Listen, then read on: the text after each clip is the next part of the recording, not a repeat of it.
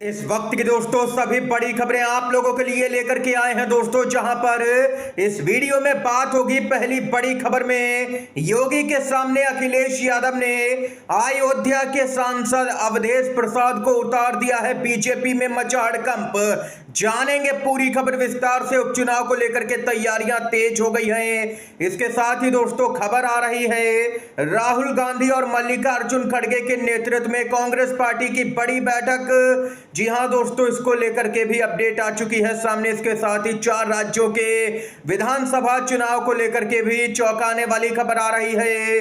आप सभी इस खबर को देख करके दोस्तों हैरान रह जाएंगे। एक एक करके हर अपडेट की तरफ बढ़ेंगे। मुख्य समाचारों की तरफ बढ़ने से पहले दोस्तों, अगर आप लोग भी यही मानते हैं कि आने वाले 4 राज्यों के विधानसभा चुनाव में जनता जबरदस्त तरीके से इंडिया गठबंधन का साथ देने जा रही है, तो अभी इस वीडियो को लाइक कीजिएगा और कमेंट बॉक्स में आप लोग अपनी राय जरूर ही बताइएगा कि आप लोग किस पार्टी का खुले तौर पर समर्थन करते हैं। दरअसल दोस्तों पहली बड़ी खबर की तरफ बढ़ते हैं। अयोध्या में उपचुनाव होना है। अखिलेश यादव ने खेल दिया है बड़ा दांव। सीएम योगी के सामने समाजवादी पार्टी ने सांसद अवधेश प्रसाद को दे दी है बड़ी जिम्मेदारी।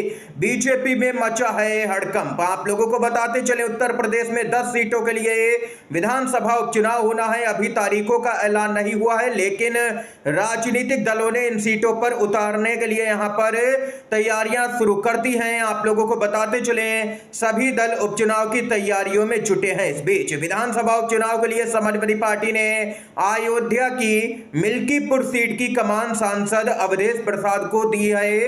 भाजपा से यहां की जिम्मेदारी खुद सीएम योगी आदित्यनाथ ने अपने हाथों में ली है, यानी कि यह सीट यहां पर बीजेपी का हारना तो तय है ही, क्योंकि आप लोगों को बताते चले ये सपा का वो गढ़ है जो सपा कभी भी अभी तक यहां पर पिछली 9 बार से जीत रही है सपा, और नहीं हरा पाई है कोई भी पार्टी उसको।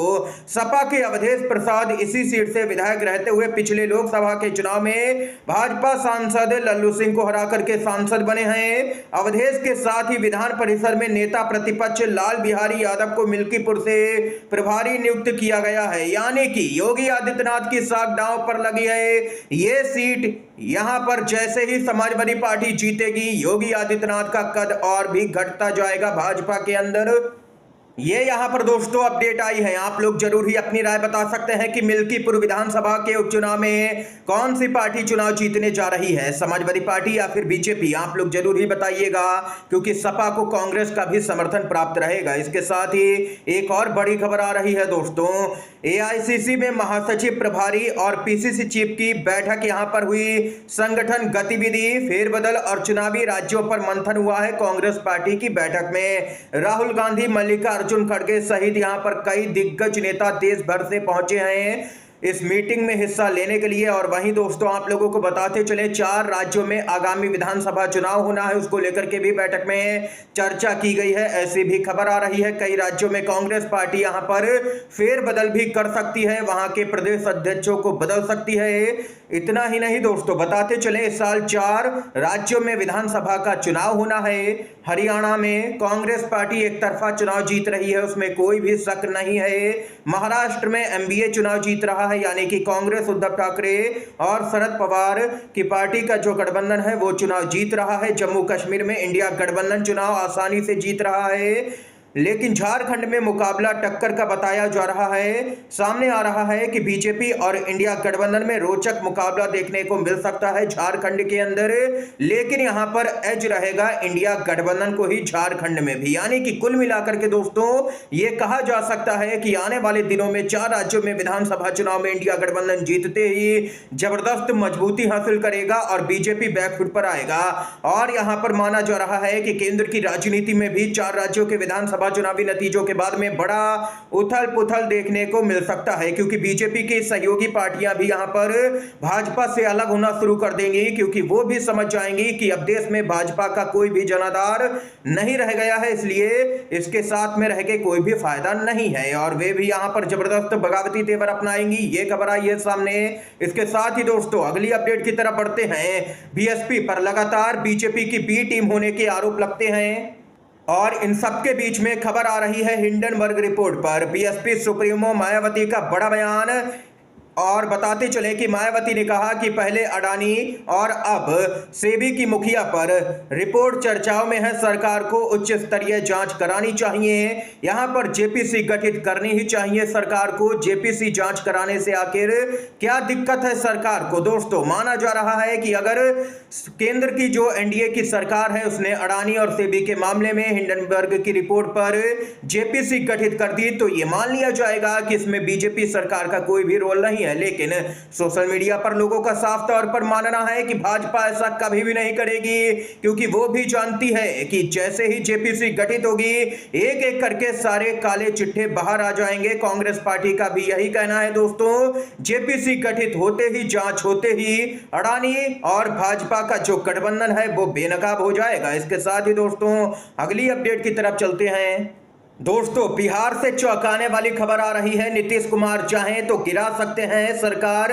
कांग्रेस ने मुख्यमंत्री को लेकर के यहां पर दे दिया है बड़ा बयान, बड़ा इशारा। जी हां दोस्तों, अपडेट की तरफ बढ़ते हैं। औरंगाबाद से कांग्रेस के विधायक आनंद शंकर सिंह ने एक बड़ा बयान दिया है। आनंद शंकर सिंह कांग्रेस के विधायक हैं। उन्होंने कहा है कि नीतीश कुमार चाहें तो केंद्र की सरकार को गिरा सकते हैं। बताते चलें आप लोगों को, यहां पर बिहार को विशेष राज्य का दर्जा नहीं मिल सका है। इस बार के बजट में जो पैकेज मिला है उसे कांग्रेस पार्टी लॉलीपॉप बता रही है। इसको लेकर के बिहार कांग्रेस लगातार नीतीश कुमार और यहां पर बीजेपी पर हमलावर है। दोस्तों, आप लोगों को बताते चले कि कांग्रेस के विधायक ने साफ तौर पर कहा है कि नीतीश कुमार के हाथ में अभी भी पावर है, उनकी वजह से ही केंद्र में बीजेपी के नेतृत्व में सरकार चल रही है। अब तो डबल इंजन की सरकार है। नीतीश कुमार नरेंद्र मोदी के पीछे मजबूती के साथ में खड़े हैं। तो आखिर यहां पर नीतीश कुमार क्यों विशेष राज्य का दर्जा नहीं दिलवा पा रहे हैं बिहार को?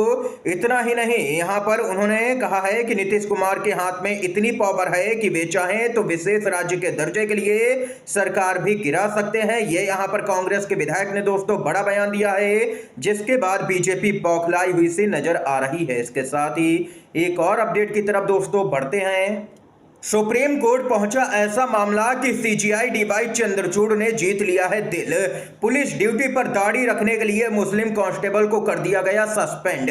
सीजीआई डीवाई चंद्रचूड़ ने सुनते ही तुरंत दे दी है मामले की तारीख। जी हां दोस्तों, सुप्रीम कोर्ट मुस्लिम पुलिस कांस्टेबल की उस याचिका पर सुनवाई करने के लिए तैयार हो गया है जिसमें उन्होंने ड्यूटी पर दाढ़ी रखने के लिए सस्पेंड किए जाने का मुद्दा उठाया। उन्हें ड्यूटी पर दाढ़ी रखने के लिए नौकरी से सस्पेंड कर दिया गया था, जिसको लेकर के उन्होंने याचिका दाखिल कर विरोध किया कि क्या ऐसा करना संविधान के तहत धर्म का पालन करने के मौलिक अधिकार का उल्लंघन नहीं है। यहां पर दोस्तों बताते चलें कि मुख्य न्यायाधीश डीवाई चंद्रचूड़, जस्टिस जेबी पारदीवाला और जस्टिस मनोज मिश्रा की बेंच ने इस मुद्दे पर विचार करने पर सहमति जता दी है। दोस्तों, आप लोगों को यहां पर बताते चलें, सीजीआई डीवाई चंद्रचूड़ ने कहा है कि हम इस मामले पर सुनवाई जरूर ही करेंगे। यह संविधान का एक महत्वपूर्ण मुद्दा है और इस पर सुनवाई होनी ही चाहिए और न्याय जिसको भी मिलना है मिलना ही चाहिए। ये यहां पर दोस्तों खबर सामने निकल के आई है। इस समय की दोस्तों तमाम बेहद बड़ी खबरें, मुख्य समाचार थे जो हमने आप तक पहुंचाए हैं। दोस्तों, वीडियो अगर आप लोगों को पसंद आया हो तो लाइक कीजिएगा, इन खबरों को शेयर कीजिएगा अपने दोस्तों में। आप सभी का वीडियो देखने के लिए बहुत बहुत धन्यवाद। जय हिंद, जय भारत।